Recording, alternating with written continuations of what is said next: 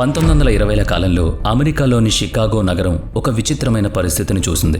అప్పుడు చట్టం కేవలం కాగితాలకే పరిమితమై వీధులపై మాత్రం ఒక గ్యాంగ్స్టర్ ఆజ్ఞ చెల్లుబాటయ్యేది. అతని పేరు వినగానే షికాగో వీధుల్లో నిశ్శబ్దం అలుముకునేది. అతను ఖరీదైన సూట్ వేసుకుని తన విలాసవంతమైన కారులో వెళుతూ నోటి నుంచి సిగార్ పొగ వదులుతుంటే అది చూసి ప్రజలు వణికిపోయేవారు. పోలీసులు అతని అనుమతి లేనిదే ఏ పని చేయకూడదు. రాజకీయ నాయకులు అతని ఇష్ట ప్రకారం నడుచుకోవాలి. న్యాయమూర్తులు కూడా అతనికి బానిసలు. అతను ఒక సాధారణ గ్యాంగ్స్టర్ మాత్రమే కాదు, తనకంటూ ఒక సామ్రాజ్యాన్ని క్రియేట్ చేసుకున్నాడు. ఆ సామ్రాజ్యం మద్యం, జూదం, డబ్బు మరియు రక్తం మీద నిర్మించాడు. అతను షికాగోలో తన సొంత ప్రభుత్వాన్ని నడిపించాడు. అక్కడ ప్రభుత్వమైన న్యాయస్థానమైన అన్నీ అతనే. 1920లో అమెరికాలో మద్యాన్ని నిషేధించిన తర్వాత అక్రమ మద్యం వ్యాపారం ద్వారా అతను భారీగా సంపాదించాడు. ఆ సమయంలో అతని వార్షిక ఆదాయం $100 మిలియన్. అతని గ్యాంగ్లో 1000 మందికి పైగా గ్యాంగ్స్టర్లు పనిచేసేవాళ్ళు. వాళ్ళకి జీతాలు ఇవ్వడానికి అతను ప్రతి నెల $3 లక్షల ఖర్చు పెట్టేవాడు. అతను తన నేర సామ్రాజ్యాన్ని ఒక కార్పొరేట్ కంపెనీగా మార్చాడు. అతనికి విశ్వాసం అనేది అన్నిటికంటే ముఖ్యమైన విషయం. తనకు నమ్మకంగా ఉన్న వాళ్ళకి ప్రాణం ఇస్తాడు, మోసం చేస్తే ప్రాణం తీస్తాడు. సో అతను ఎంత ప్రమాదకరంగా మారాడంటే అమెరికా ప్రభుత్వం అతన్ని పబ్లిక్ ఎనిమీ నెంబర్ 1గా ప్రకటించాల్సి వచ్చింది. అతన్ని పట్టుకోవడానికి అప్పటి అమెరికన్ అధ్యక్షుడు హెర్బర్ట్ హూవర్ స్వయంగా వైట్ హౌస్లో రహస్య సమావేశం ఏర్పాటు చేసి అన్ని దర్యాప్తు సంస్థలను అతని వెనుకుంచాడు. ఎవరైనా అతని చట్టవిరుద్ధ వ్యాపారాలను విమర్శించినప్పుడు అతను ఒక్కటే చెప్పేవాడు, నేను కేవలం ఒక వ్యాపారిని మాత్రమే అని. ఇది అమెరికా మొట్టమొదటి సూపర్ స్టార్ గ్యాంగ్స్టర్ ఆల్ క్యాపోన్ కథ. కేవలం 6వ తరగతి వరకు మాత్రమే చదువుకున్న ఆల్ క్యాపోన్ షికాగో మాఫియాకు బాస్గా ఎలా మారాడు, దాదాపు ఒక దశాబ్దం పాటు షికాగోను ఎలా పరిపాలించాడు, ఎవరి పేరు చెప్తే షికాగో వణికిపోయేదో, ఎవరు అక్కడ సొంత ప్రభుత్వాన్ని నడిపించేవారు, అటువంటి ఆల్ క్యాపోన్ పరిస్థితి చివరకు ఏమైంది? ఆల్ క్యాపోన్ పూర్తి పేరు అల్ఫోన్స్ గాబ్రియల్ క్యాపోన్. అతను 1899 జనవరి 17న న్యూయార్క్లోని బ్రూక్లిన్లో జన్మించాడు. అతని తల్లిదండ్రులు ఇటలీ నుంచి వచ్చిన వలసదారులు. మెరుగైన జీవితం కోసం 1893లో ఇటలీ నుంచి అమెరికాలోని న్యూయార్క్ వచ్చారు.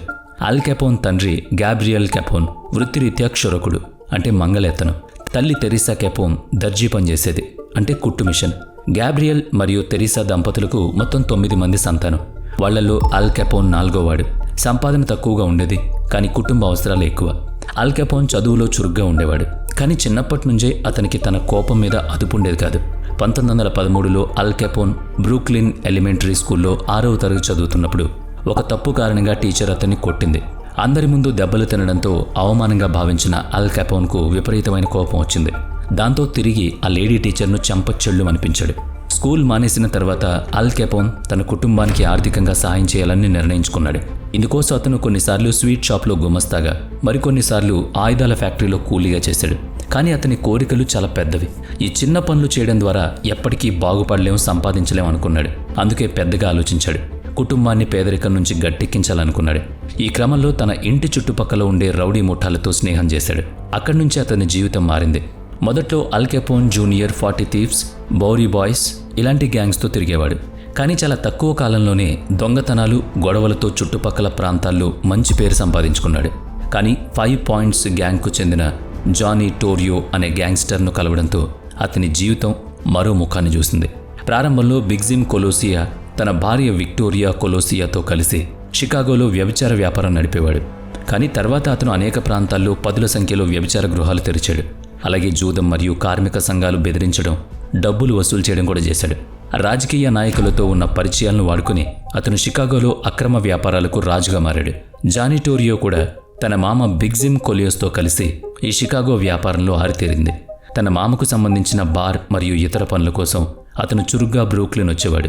ఆ సమయంలోనే చురుగ్గా ఉన్న యువకుడు ఆల్ క్యాపోన్ అతని కంటపడ్డాడు. మొదటి పరిచయంలోనే ఆల్ క్యాపోన్కు జానీ టోరియో చాలా ఉపయోగపడే వ్యక్తి అనిపించాడు. దాంతో జానీ టోరియో అతన్ని 5 పాయింట్స్ గ్యాంగ్లో చేర్చుకున్నాడు. జానీ టోరియో ఎక్కువ సమయం షికాగోలోనే ఉండేవాడు కాబట్టి అతను ఆల్ క్యాపోన్ను తన నమ్మకస్తుడైన ఫ్రాంకీ ఏల్కు పరిచయం చేశాడు. ఫ్రాంకీ ఏల్ అక్కడ బార్లు మరియు వ్యభిచార గృహాలను చూసుకునేవాడు. ఆల్ క్యాపోన్ ఫ్రాంకీ ఏల్ దగ్గర పనిచేస్తూ నేర ప్రపంచంలోని మెలకువలన్నీ నేర్చుకున్నాడు. ప్రారంభంలో బార్ మరియు వ్యభిచార గృహాల్లో అల్లరి జరగకుండా అక్కడి వచ్చేవారిని నియంత్రించడమే ఆల్ క్యాపోన్ పని. 1917 మధ్యలో జరిగిన ఒక సంఘటన అతని ప్రపంచాన్ని పూర్తిగా మార్చేసింది. ఒకరోజు ఆల్ క్యాపోన్ బౌన్సర్గా పనిచేస్తున్న బార్కు ఫ్రాంక్ గులిసియో తన సోదరి లీనాతో కలిసి వచ్చాడు. ఆమెను చూడగానే అల్ కెపోన్ ఏదో అసభ్యంగా మాట్లాడాడు. అది విన్న ఫ్రాంక్ కోపం వచ్చింది. కత్తితో అల్ కెపోన్ ముఖం మీద దాడి చేశాడు.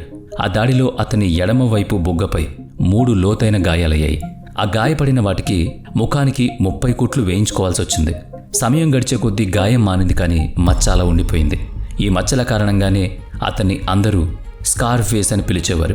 కానీ ఈ పేరు అల్ కెపోన్కు అస్సలు నచ్చేది కాదు. ఎవరైనా ఫోటోలు తీస్తున్నప్పుడు తన ఎడమ వైపు ముఖం కనిపించకుండా జాగ్రత్త పడేవాడు. తనకు ఆ మచ్చలు మొదటి ప్రపంచ యుద్ధంలో పోరాడుతుండగా వచ్చాయని ప్రజలకు అబద్ధం చెప్పేవాడు. అదే సమయంలో తన ఇంటి పక్కనే ఉండే మేరీ జోస్ఫిన్ కాగ్లిన్ అనే ఐరిష్ అమ్మాయిని అతను ప్రేమించాడు.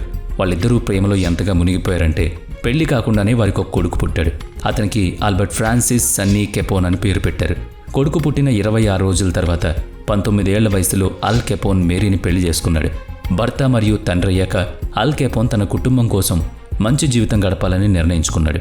అందుకే నేరాలకు దూరంగా ఉండాలని ప్రయత్నించి బాల్టిమోర్ నగరానికి వెళ్ళి అక్కడ ఒక గుమస్తాగా పనిచేశాడు. కానీ అదంతా వర్కౌట్ అవ్వలేదు. సాదాసీదగా బతకడం అతనికి నచ్చలేదు.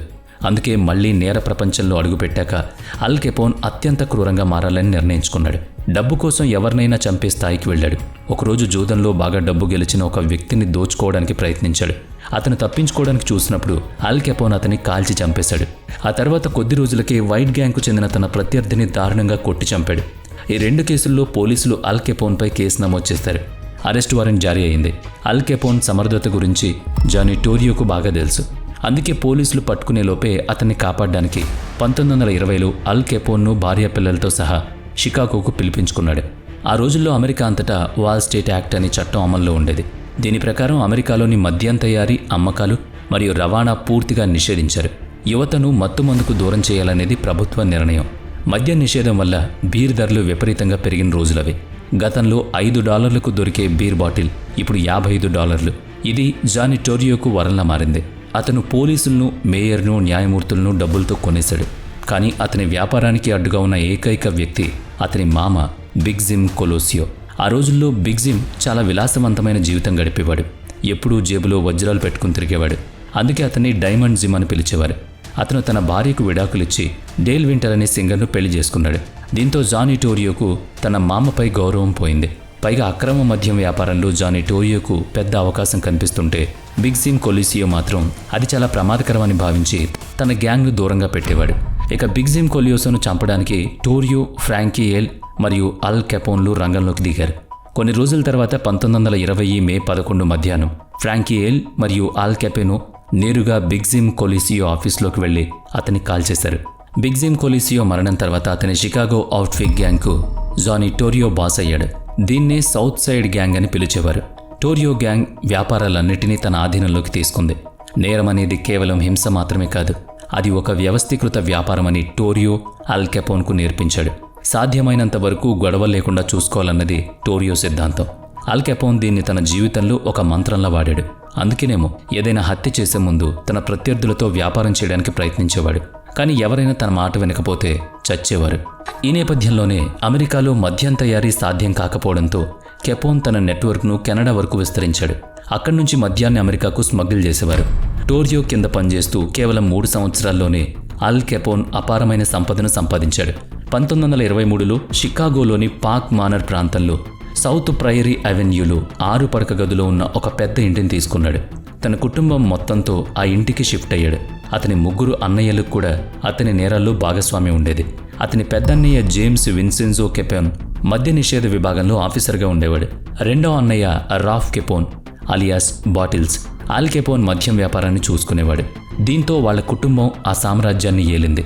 మద్య అమ్మకాలు ఎంతలా పెరిగాయంటే 1924 నాటికి టోరియో మరియు అల్ కెపోన్ ఆదాయం ప్రతి నెలా దాదాపుగా $7 మిలియన్ చేరుకుంది. అల్ కెపోన్ ఎంత పాపులర్ అవుతున్నాడంటే చట్టం కూడా అతన్ని పట్టుకోలేకపోతుంది. దీనివల్ల 1924 ఏప్రిల్లో జరిగిన మున్సిపల్ ఎన్నికల్లో అతను ఎలక్షన్స్లో పోటీ చేసి ఓడిపోయే పరిస్థితి వచ్చింది. ఎన్నికల రోజున అల్ కెపోన్ సోదరుడు ఫ్రాంక్ కెపోన్ తన రౌడీలతో పోలింగ్ కేంద్రానికి చేరుకుని క్లెన్హాకు అనుకూలంగా రిగ్గింగ్ చేయడం మొదలుపెట్టాడు. ప్రజలు అడ్డుకునేసరికి ఫ్రాంక్ కెపోన్ మనుషులు 3 కాల్చి చంపి మరొకరి గొంతు కోసి దారుణంగా హత్య చేశారు. పరిస్థితిని అదుపు చేయడానికి కౌంటీ జడ్జ్ ఎడ్మండ్ కే జెరేకి వెంటనే స్పందించి 70 మంది పోలీసుల బృందాన్ని సిసిరోకు తరలించాడు. అనేక కార్లలో పోలీసులు తన వైపు రావడం చూసిన ఫ్రాంక్ కెపోన్ అది ప్రత్యర్థి గ్యాంగ్ అని పొరబడ్డాడు. క్షణం కూడా ఆలోచించకుండా కాల్పులు జరిపాడు. ప్రతిగా పోలీసులు కూడా కాల్చారు. ఈ కాల్పుల్లో ఫ్రాంక్ కెపోన్ శరీరం తూటాలతో నిండిపోయి అతను అక్కడికక్కడే చనిపోయాడు. సిసిరో ఎన్నికల్లో ఆల్ కెపోన్ తన సోదరుణ్ణి కోల్పోయిన మేయర్ జోసెఫ్ మాత్రం గెలిచాడు. క్లెన్హా విజయం తర్వాత ఆల్ కెపోన్ తన వ్యాపారాన్ని విస్తరించాడు. ప్రభుత్వం నుంచి పరోక్షంగా మద్దతు దొరికింది. ఆ రోజుల్లో షికాగోలో 2 ప్రధాన గ్యాంగ్లుండేవి. ఒకటి ఆల్ కెపోన్ ఉన్న షికాగో అవుట్ఫిట్ లేదా సౌత్ సైడ్ గ్యాంగ్, రెండోది డీన్ ఒబానియన్ నాయకత్వంలో నార్త్ సైడ్ గ్యాంగ్. ఈ 2 గ్యాంగ్ల మధ్య ఆధిపత్యం కోసం తరచుగా గొడవలు, కాల్పులు జరిగేవి. 1924 నవంబర్లో ఆల్ కెపోన్ డీన్ను కాల్చి చంపేశాడు. దీని తర్వాత షికాగోలో గ్యాంగ్ వార్ మొదలైంది. అక్కడ వీధులు రక్తంతో తడిచాయి. డీన్ ఒబానియన్ తర్వాత నార్త్ సైడ్ గ్యాంగ్ బాధ్యతలను జైమీ వైస్, విన్సెంట్ రూసీ మరియు బగ్స్ మొరాన్ తీసుకున్నారు. వాళ్ళు ఆల్ కెపోన్ను చంపడానికి తిరుగుతున్నారు. 1925 జనవరిలో నార్త్ సైడ్ గ్యాంగ్ చేసిన కాల్పుల నుంచి ఆల్ కెపోన్ త్రుటిలో తప్పించుకున్నాడు. దీని తర్వాత నార్త్ సైడ్ గ్యాంగ్ ఊరుకోలేదు. కేవలం 12 రోజుల తర్వాత south side gang boss Johnny టోరియోపై దాడి చేసింది. ఆ దాడిలో టోరియో తీవ్రంగా గాయపడ్డాడు, కానీ ప్రాణాలతోనే ఉన్నాడు. ఈ సంఘటన అతన్ని మానసికంగా దెబ్బతీసింది. కోలుకున్న తర్వాత అతను నేర ప్రపంచం నుంచి తప్పుకున్నాడు. ఇక దాంతో అప్పుడు 26 ఏళ్ల ఆల్ కెపోన్ బాస్ అయ్యాడు. బాస్ అయ్యాక ఆల్ కెపోన్ షికాగోలో తన భయానక సామ్రాజ్యాన్ని స్థాపించాడు. 1926 నాటికి అతని గ్యాంగ్ ఎంతలా పెరిగిపోయిందంటే అందులో 1000 మందికి పైగా పనిచేసేవారు. వారి జీతాల కోసమే $3 లక్షల ఖర్చు అయ్యేవి. అంటే ఆ నేర సామ్రాజ్యం ఎలా ఉండేదో ఒక్కసారి అర్థం చేసుకోండి. కేవలం యాజ్ ఇట్ ఈస్గా బిజినెస్ మెన్లో మహేష్ బాబు సామ్రాజ్యం ఎలా స్థాపించాడో అచ్చం అలాగే. షికాగో అవుట్ఫిట్కు బాస్ అయ్యాక అతని ఆదాయం ఆకాశాన్ని తాకింది. ఆనాటి పత్రికల ప్రకారం ఆల్ కెపోన్ వార్షిక ఆదాయం సుమారుగా $100 మిలియన్. మెట్రోపోల్ హోటల్లోని ఒక లగ్జరీ సూట్లో తన ప్రధాన కార్యాలయాన్ని ఏర్పాటు చేశాడు. అక్కడి నుంచి అత్యంత విలాసవంతమైన జీవితాన్ని గడపడం మొదలుపెట్టాడు. ఖరీదైన సూట్లు, ఆభరణాలు, లగ్జరీ. అతను ఎక్కడికి వెళ్ళినా మీడియా అతని వెంటే. అతని ప్రతి చిన్న కదలిక పత్రికల్లో వచ్చేది.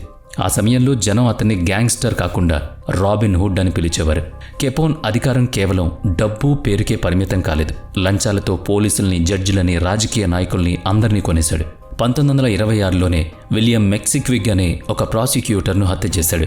హ్యాంగింగ్ ప్రాసిక్యూటర్గా పేరున్న అతను ఒక హత్య కేసులో ఆల్ కెపోన్కు ఉరిశిక్ష వేయడానికి నిర్ణయించుకున్నాడు. అందుకే అతన్ని చంపేశాడు. ఇక ఆ తర్వాత ఆల్ కెపోన్ సొంత మనుషులైన Albert Anselmi, John Scalise, Joseph గియుండాలకు షికాగో అవుట్ఫిట్ నాయకత్వం ఇస్తానని ఆశ చూపి కెపోన్ను చంపమని చెప్పాడు. కానీ కెపోన్ బాడీగార్డ్ ఫ్రాంక్ రియోకు ఈ విషయం తెలియజేశాడు. దాంతో ద్రోహం చేసిన ఆ ముగ్గురిని కెపోన్ చంపేశాడు. సిసిరో మేయర్ జోసెఫ్, షికాగో మాజీ మేయర్ విలియం హెల్ థామ్సన్ కూడా ఆల్ కెపోన్ అభిమానులే. అతను కెపోన్కు బహిరంగంగా మద్దతిచ్చేవాడు. అందుకే 1927లో జరిగిన షికాగో మేయర్ ఎన్నికల్లో ఆల్ కెపోన్ విలియం హెల్ థామ్స్కు మద్దతు పలికాడు. విలియం థామ్సన్ గెలవాలని ఆల్ కెపోన్ చాలా ఒత్తిడి తెచ్చాడు. ఎన్నికల ప్రచారానికి మిలియన్ల కొద్దీ డబ్బులు ఖర్చు పెట్టాడు. థామ్సన్ ప్రత్యర్థులు బలంగా ఉన్న ప్రాంతాల్లో బాంబు దాడులు చేయించాడు. ఈ దాడుల్లో షికాగోకు చెందిన 15 మంది చనిపోయారు. జనం భయపడిపోయి విలియం థామ్సన్కి ఓటేశారు. దాంతో అతను ఎన్నికల్లో గెలిచాడు. విలియం హెల్ థామ్సన్ గెలిచిన తర్వాత షికాగోలో ఆల్ కెపోన్ ఆక్రమణలకు అడ్డు అదుపు లేకుండా పోయింది. కానీ దేనికైనా ఒక ముగింపు ఉంటుంది కదా. న్యాయమూర్తులు కూడా ఆల్ కెపోన్పై ఉన్న కేసుల్ని పట్టించుకోవడం మానేశారు. క్లుప్తంగా చెప్పాలంటే షికాగోలో ఆల్ కెపోన్ తన సొంత ప్రభుత్వాన్ని నడిపిస్తున్నాడు. ఇక 1920 నుంచి 1930 మధ్యకాలంలో అతని ఆజ్ఞలతో 200 మందికి పైగా హత్య చేయబడ్డారు. అయినా అతనికి ఏం కాలేదు. 1929లో జరిగిన ఒక మారణకాండలో ఆల్ కెపోన్ పేరొచ్చింది. అది అతని పతనానికి కారణమైంది. 1929 నాటికి ఆల్ కెపోన్ ప్రధాన శత్రువైన నార్త్ సైడ్ గ్యాంగ్లో బగ్స్ మొరాన్ ఒక్కడే మిగిలాడు. అంతకుముందే జైమీ వైస్, విన్సెంట్ రూసీ గ్యాంగ్ వార్లో చనిపోయారు. ఇప్పుడు ఆల్ కెపోన్ బగ్స్ మోరన్ను కూడా అంతం చేయాలనుకున్నాడు. మోరన్ కదలికల్ని గమనించడానికి కెపోన్ మనుషులు నార్త్ క్లార్క్ స్ట్రీట్లో 2122 నంబర్ గల అపార్ట్మెంట్ను అద్దెకు తీసుకున్నారు. దానికి ఎదురుగా ఒక ట్రెక్కింగ్ వేర్ హౌస్ మరియు గ్యారేజ్ ఉండేది. 1929 ఫిబ్రవరి 14న అంటే వ్యాలంటైన్స్ డే ఉదయం కెపోన్ పంపిన 4 తుపాకీదారులు మోరన్ స్థావరానికి చేరుకున్నారు. అక్కడ వారికి బగ్స్ మోరన్ దొరకలేదు. కానీ అతని గ్యాంగ్కు చెందిన 7 వ్యక్తులు ఉన్నారు. నకిలీ పోలీసులు ఆ 7 గోడ వైపు నిలబెట్టి వారిపై విచక్షణరహితంగా కాల్పులు జరిపి చంపేశారు. ఇలా ఆ శవాల ఫోటోలు వాలంటైన్స్ డే మారణకాండ పేరుతో ప్రజల్లో ప్రచురించారు. అమెరికా మొత్తం ఉలికిపడింది. ఈ సంఘటన తర్వాత షికాగో ప్రజల్లో ఆగ్రహం కట్టలు తెంచుకుంది. దీనివల్ల కెపోన్ ఇమేజ్ పూర్తిగా దెబ్బతింది. ఒక్క దెబ్బతో అతను అమెరికా మొత్తానికి పబ్లిక్ ఎనిమీ నెంబర్ 1గా మారిపోయాడు. ఆ మారణకాండ జరిగిన కొద్ది రోజులకే షికాగో గ్యాంగ్ జూరీ ముందు కెపోన్పై ఫెడరల్ మద్య నిషేధ ఉల్లంఘన కేసు నమోదైంది. ఈ హత్యల్లో కెపోన్ ప్రత్యక్ష పాత్రను నిరూపించుకోలేకపోవడంతో జ్యూరీ అతనిపై మద్య నిషేధ చట్టాల ఉల్లంఘన కేసు తెరిచింది. కానీ కెపోన్ తన ఆరోగ్యం బాలేదని సాకు చెప్పి కోర్టుకు హాజరు కాలేదు. దీని తర్వాత తన పాడైపోయిన ఇమేజ్ను బాగు చేసుకునే పనిలో పడ్డాడు. ఇక 1929 మే నెలలో ఫిలడెల్ఫియాలో ఆయుధాలు దాచిపెట్టినందుకు అతన్ని అరెస్ట్ చేసి 1 సంవత్సరం జైల్లో వేశారు. 1929 ఆగస్టు 8న అల్ కెపోన్ను ఈస్టర్న్ స్టేట్ పెన్సిల్వేనియా జైలుకు పంపారు. ఆ తర్వాత 1930 మార్చిలో అతను విడుదలయ్యాడు. కానీ అతనిపై చర్యలు కొనసాగుతూనే ఉన్నాయి. మియామి, షికాగో మరియు ఇతర రాష్ట్రాల్లో అతనిపై రకరకాల కేసులున్నాయి. కానీ ఇప్పుడు ప్రజలు అల్ కెపోన్ అరాచకాలతో విసిగిపోయారు. ఒకప్పుడు అతన్ని ఆరాధించిన వాళ్లే ఇప్పుడు ద్వేషిస్తున్నారు. దీని ప్రభావం 1931 ఏప్రిల్ 6న జరిగిన మేయర్ ఎన్నికలపై కూడా పడింది. ఆ ఎన్నికల్లో విలియం ఓడిపోయాడు. ఈ విధంగా వాలంటైన్స్ డే మారణకాండ కేవలం ఒక గ్యాంగ్ వార్గానే కాకుండా షికాగో రాజకీయాలకు ఒక గొప్ప మలుపుగా మారింది.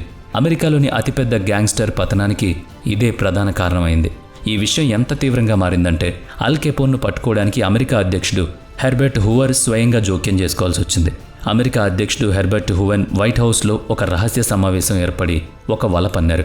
ఆదాయ పన్ను ఎగ్గొట్టాడనే సాకుతో అల్ కెపోన్ను ఇరికించాలని ట్రెజరీ మరియు జస్టిస్ డిపార్ట్మెంట్ నిర్ణయించింది. ఎలియట్నెస్తో పాటు అత్యంత నిజాయితీ గల అధికారులను మాత్రమే ఆ పనిలోకి దింపారు. దీంతో ప్రెసిడెంట్ క్రియేట్ చేసిన ఆ కొత్త బృందాన్ని అల్ కెపోన్ కొనాలని ప్రయత్నించినా కొనలేకపోయాడు. అందుకే ఈ అధికారులకు ది అన్టచబుల్స్ అనే పేరు వచ్చింది. తర్వాత 1987లో వీరిపై ది అన్టచబుల్స్ అనే హాలీవుడ్ సినిమా కూడా వచ్చింది. అందులో అల్ కెపోన్ నేరాలు, అతన్ని ఎలా పట్టుకున్నారు అనే విషయాలు చూపించారు. 1931 జూన్ నాటికి చట్టం అల్ కెపోన్ను ఉక్కిరిబిక్కిరి చేసింది. అతనిపై పన్ను ఎగ్గొట్టినందుకు 22 కేసులు నమోదయ్యాయి. 1931 అక్టోబర్ 17న కెపోన్ దోషిగా తేలడంతో కోర్టు అతనికి 11 సంవత్సరాల జైలు శిక్ష విధించింది. అమెరికాలోని అత్యంత శక్తివంతమైన గ్యాంగ్స్టర్ను మోకరిల్లేలా చేసిన తీర్పు అదే. అల్ కెపోన్ ఎంత వేగంగా ఎదిగాడో అంతే వేగంగా కిందకి దిగిపోయాడు. అతని వయసు అప్పుడు కేవలం 33 సంవత్సరాలే.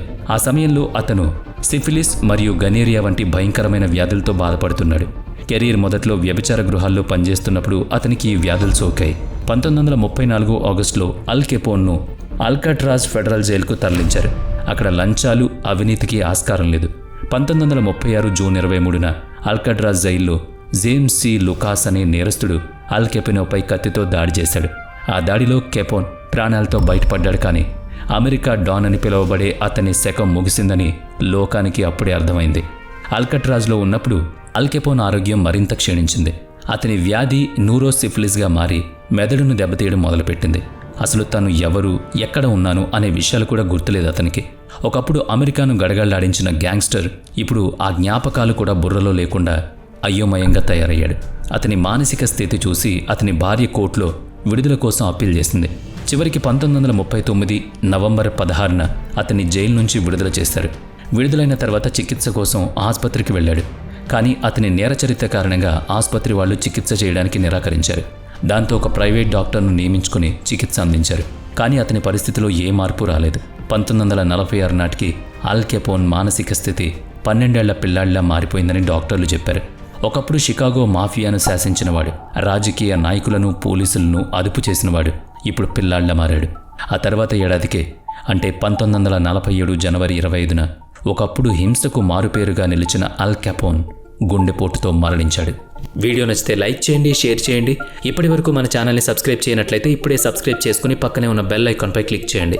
నెక్స్ట్ వీడియోలో మళ్ళీ కలుద్దాం. Thanks for watching.